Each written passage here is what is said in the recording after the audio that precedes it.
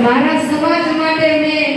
એક મારો દેવતણજી દાદો બોકીનામાં છે ને એના આગળ મેં મારા હૃદયની પ્રાર્થના કરી છે કે દાદા મારા સમાજ માટે ક્યાંક મારે તલવાર ખેંચવી પડે ને તો ઈ શક્તિ મને દેજે કે મારા સમાજ માટે હું ઘાસ કામ કરી શકું હે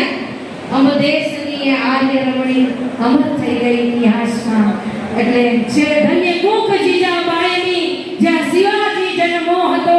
તલવાર કેવી ધારથી હિન્દુ ધર્મ રાખ્યો હતો